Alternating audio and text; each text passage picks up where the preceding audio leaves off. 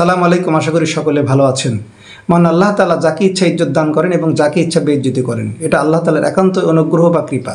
আমি আপনি যেভাবে ঠিক আল্লাহর নিকট চাইবো, আমরা ঠিক সেইভাবেই তা আমাদের ফল ভোগ করব। আমাদের কর্ম, আমাদের যে কর্মফল আমরা ভোগ করি সেটা আমাদের কর্মের কারণেই করি।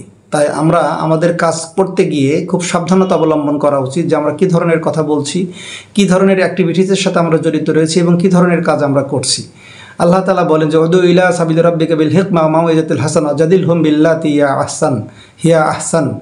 কথা বলো হিকমত এবং উত্তম নসিহত সহকারে এবং বিতর্ক করো উত্তম পন্থায়। সুতরাং আমাদের কথা বলার ক্ষেত্রে হিকমা অবলম্বন করতে হবে, খুব সাবধানে কি কথা বলছি, কার সাথে বলছি, কোন প্রেক্ষাপটে বলছি।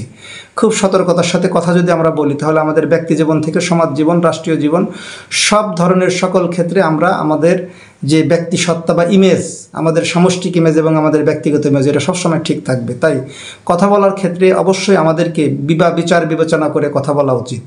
কথা এমন একটা জিনিস যে একবার যদি বলে ফেলেন তা এইটার যে সর্বনাশও ঘটতে পারে, আবার ভালো হতে পারে। আপনি যদি হাসি মুখে সব কিছু বরণ করে নেওয়ার মানসিকতা পোষণ করেন, আপনি যদি সুবিবেচনা সম্পূর্ণ কথা মানুষের সাথে বলেন, আপনি যদি হেসে হেসে সবার সাথে কথা বলেন, ভালো ব্যবহার করেন, সুআচরণ করেন, দেখবেন যে এর ফল খুব ভালো হয় এবং এর ফলটা এত সুমিষ্ট হয় যে আপনার সারা বিশ্বে আপনার বন্ধুতে পরিণত হয়ে যায়। আবার কথার কারণে কিন্তু পুরো দেশে দেশে যুদ্ধ লাগতে পারে। আমাদের দেশে ব্রাহ্মণবাড়িয়া, কিশোরগঞ্জে দেখেন মাঝে মাঝেই কিন্তু কথা কাটাকাটির ক্ষেত্রকে কেন্দ্র করেই কিন্তু নানা ধরনের বড় ধরনের সংঘর্ষ হয় এবং মারামারি হয়, মানুষ পর্যন্ত মারা যায়।